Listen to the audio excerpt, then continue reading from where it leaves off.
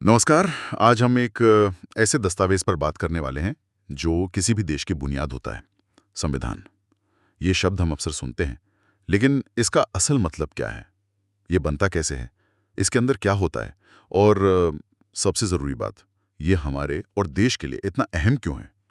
हमारे पास संविधान के मूलभूत सिद्धांत नाम का एक स्रोत है, और इसी के आधार पर हम इस विषय की थोड़ी गहराई में जाने की कोशिश करेंगे। हमारा इरादा कोई भारी भरकम कानूनी क्लास चलाना नहीं है, बिल्कुल नहीं।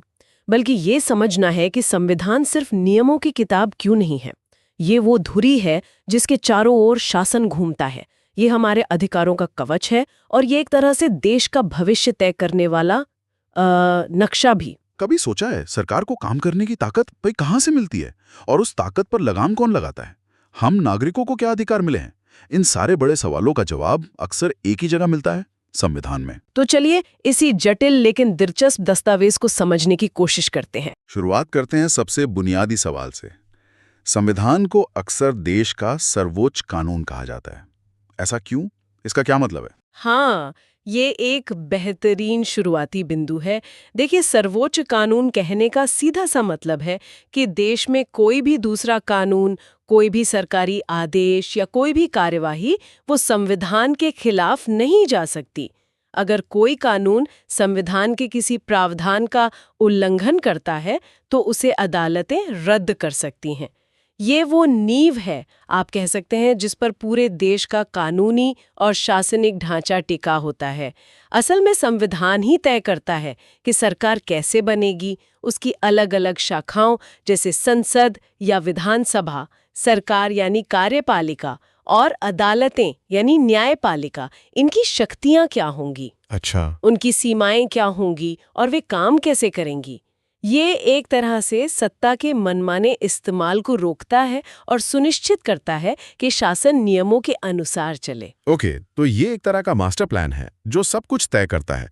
स्रोत बताता है कि इस मास्टर प्लान के कुछ खास हिस्से होते हैं। चलिए उन्हें थोड़ा करीब से देखते हैं। सबसे पहले जिक्र आता है प्रस्तावना यानी प्रियम्बल का। ये सिर्फ एक इंट्रोडक्शन है या इसका वजन ज्यादा है? नहीं, प्रस्तावना महज एक परिचय नहीं है। इसे आप संविधान का सार या उसका दर्शन कह सकते हैं, आत्मा जैसी। ये चंद शब्दों में बताता है कि संविधान बनाने वालों का इरादा क्या था, वे किस तरह का देश और समाज बनाना चाहते थे। इसमें उन ऊंचे आदर्शों और लक्ष्यों का जिक्र होता है जिन्हें राष्ट्र हासिल करना चाहता है, जैसे न्याय, स्वतंत्रता, समानता, बंधुत्व। ये वो वादे हैं जो संविधान देश के लोगों से करता है। और ये बाकी पूरे दस्तावेज को समझने की एक तरह की कुंजी या गाइड की तरह काम करता है। ये याद दिलाता है कि संविधान क्यों बनाया गया। यानी ये सिर्फ शुरुआत नहीं बल्कि दिशा भी दिखाता है।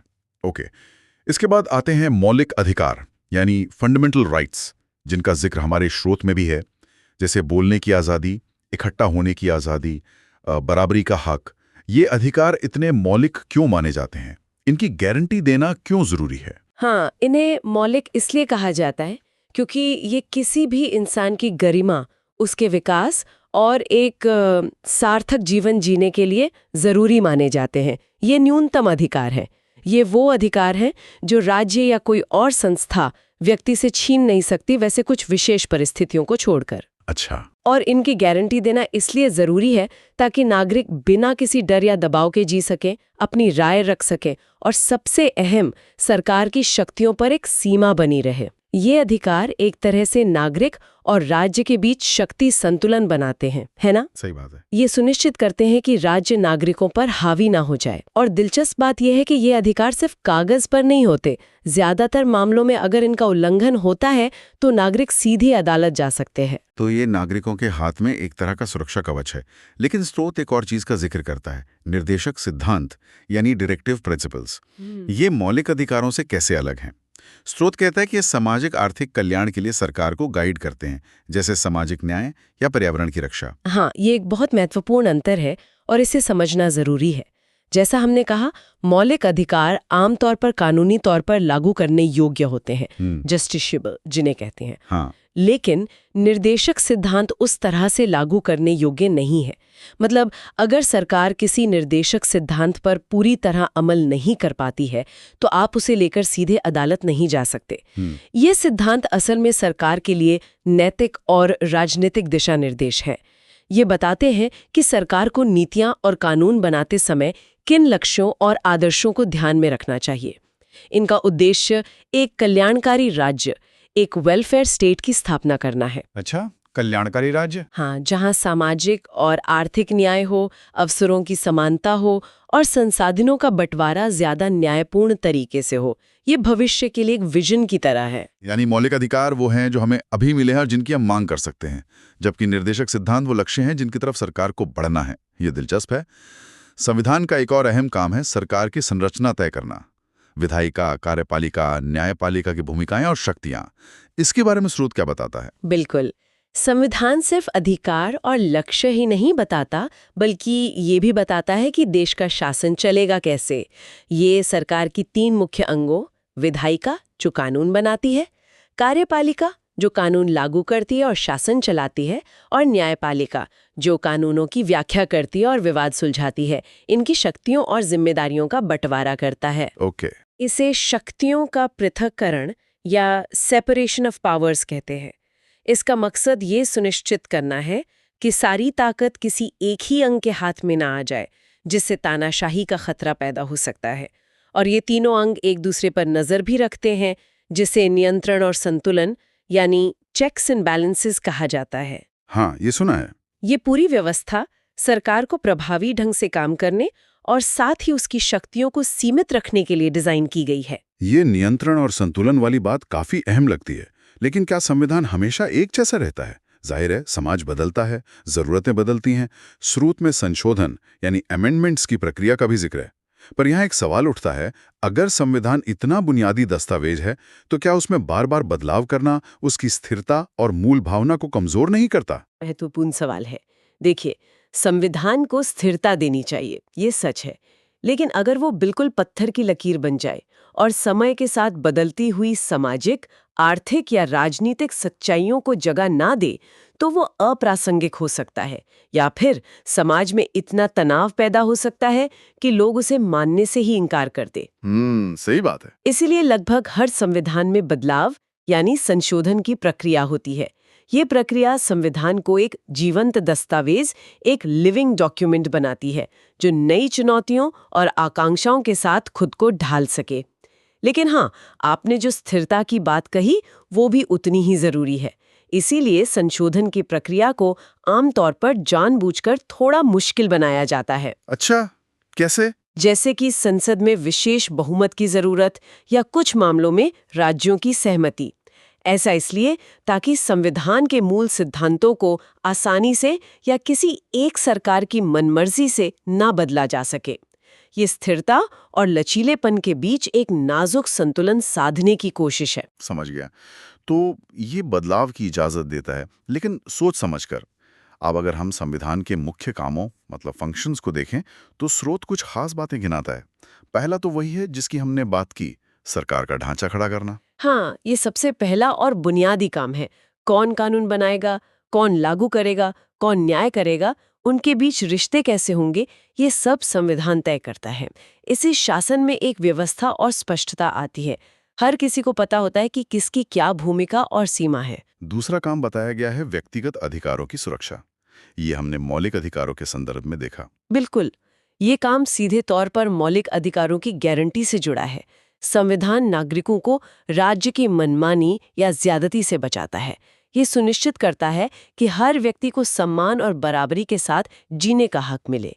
ये असल में कानून का शासन यानी रूल ऑफ लॉ के विचार को मजबूत करता है।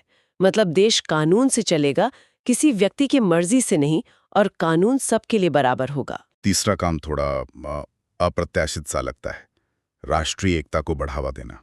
एक कानूनी दस्तावेज लोगों को एकजुट कैसे कर सकता है?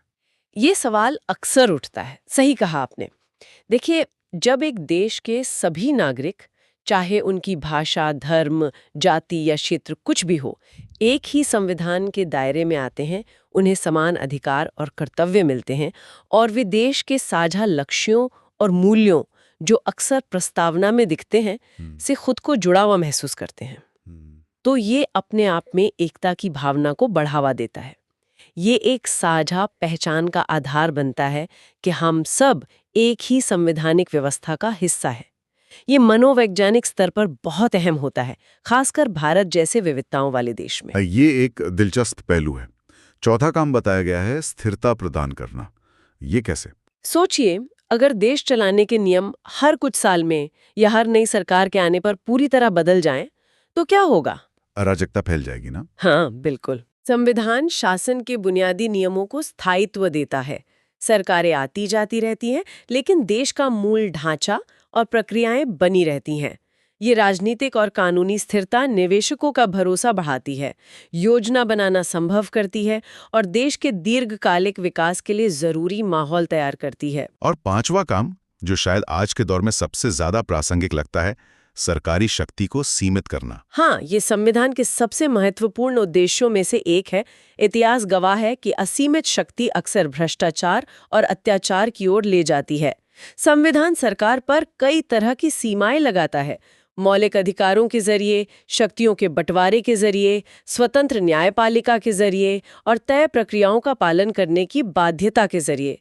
ये सुनिश्चित करता है कि सरकार निरंकुश न हो जाए और जनता के प्रति जवाबदेह बनी रहे।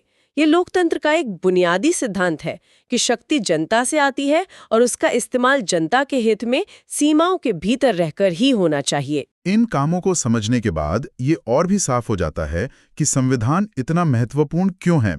स्रोत इसके महत्व के कुछ और कारण भी बताता है। जैसे पहला, ये लोकतंत्र की रक्षा करता है। निश्चित रूप से लोकतंत्र सिर्फ चुनाव कराना नहीं है, जैसा आप जानते हैं।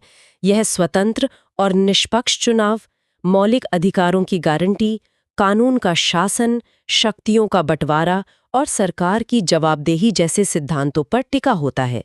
संविधान इन सभी सिद्धांतों को स्थापित करता है और उनकी रक्षा की व्यवस्था करता है।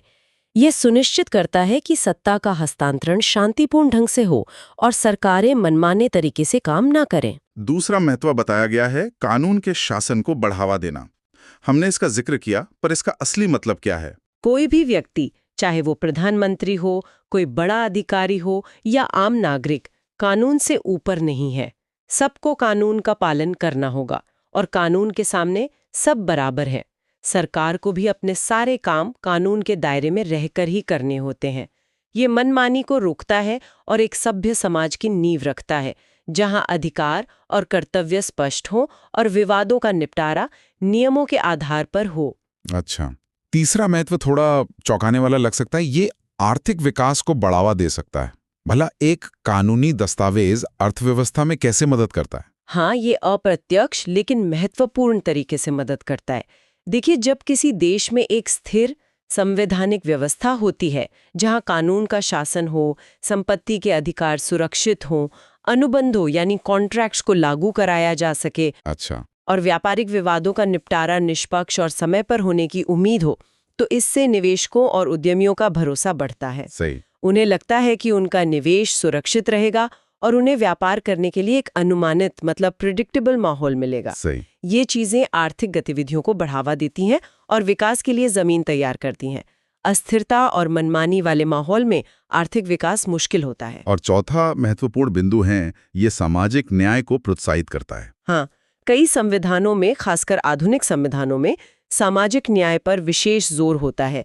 ये अक्सर मौलिक अधिकारों जैसे भेदभाव के खिलाफ अधिकार और निर्देशक सिद्धांतों जैसे कमजोर वर्गों के कल्याण के लिए नीतियां बनाना के जरिए किया जाता है। संविधान समाज के हाशिए पर पड़े या ऐतिहासिक रूप से वंचित समूहों जैसे अल्पसंख्यक, महिलाएं, दलित, आदिवासी, इनको विशेष सुरक्षा और अवसर प्रदान करने का प्रावधान कर सकता है। ये समानता और समावेश को बढ़ावा देकर एक ज्यादा न्यायपूर्ण समाज बनाने की दिशा में काम करता है। तो पर हम सारी बातों को समेटें तो संविधान महज एक दस्तावेज नहीं, बल्कि किसी भी राष्ट्र की आत्मा, उसका आधार और उसका दिशा निर्देशक है। ये बताता है कि सत्ता कैसे चलेगी, नागरिकों के अधिकार क्या होंगे और राष्ट्र के मूल्य क्या हैं। ये स्थिरता और बदलाव के बीच संतुलन साधता है। बिल्कुल सही कहा आपने। ये एक तरह का सामाजिक अनुबंध, एक सोशल कॉन्ट्रैक्ट है जो राज्य और नागरिकों के बीच के रिश्ते को परिभाषित करता है। ये उन बुनियादी नियमों और सिद्धांतों का समूह है जिन पर पूरा देश सहमत होता है और जिनके अनुसार वो चलता है। ये सिर्फ सरकार को ही नहीं, बल्कि नागरिकों को भी उनकी जिम्मेदारियों की याद दिलाता है। आज की इस चर्चा से एक बात तो साफ है, संविधान हमारे जीवन के हर पहलू को छूता है, चाहे हम रोज इस पर ध्यान दें या ना दें। हमारी आज़ादी से लेकर हमारे वोट देने के अधिकार तक, सरकार के हर काम तक, सब कुछ इसी बुनियादी दस्तावेज से जुड़ा है। ये सिर्फ वकीलों या नेताओं के पढ़ने की चीज नहीं है। हाँ, ये समझना बहुत जरूरी है। संविधान हर नागरिक का दस्तावेज है। इसके मूल सिद्धांतों को जानना, अपने अधिकारों और कर्तव्यों को समझना और ये जानना कि देश कैसे चलता है, ये सब एक जागरूक और जिम्मेदार नागरिक बनने के लिए आवश्यक है। ये हमें सवाल पूछने और सरकार को जवाबदेह ठहराने की ताकत देता है। चलिए जाते जाते एक सवाल सोचने के लिए छोड़ जाते हैं। हमने आज दो अहम हिस्सों की बात की, मौलिक अधिकार जो हमें गारंटी देते हैं और निर्देशक सिद्धांत जो सरकार को लक्ष्य देते हैं। क्या इन दोनों के बीच कभी टकराव या तनाव की स्थिति बन सकती है? सोचिए, क्या कभी ऐसा हो सकता है कि किसी बड़े सामाजिक लक्ष्य जैसे जमीन का समान बंटवारा, जो एक निर्देशक सिद्धांत हो सकता है, को हासिल करने के लिए किसी व्यक्ति के संपत्ति का अधिकार, जो एक मौलिक अधिकार है, को सीमित करना पड़े? अगर हाँ, तो ऐसे टकरावों में संतुलन कैसे साधा जाना चाहिए? किसकी प्राथमिकता होनी चाहिए, व्यक्ति के अधिकार की या समाज के व्यापक हित की? ये वो जटिल सवाल हैं जिनसे अक्सर न्यायपालिका और सरकारें जूझती हैं और जिनका कोई आसान जवाब नहीं है। इस पर जरूर सोचिएगा। आज इस चर्चा में शामिल होने के लिए धन्यवाद। उम्मीद है संविधान की इस दुनिया की झलक आपको दिलचस्प लगी होगी। अगली बार फिर मिलेंगे एक नए विषय और कुछ नई जानकारियों के साथ।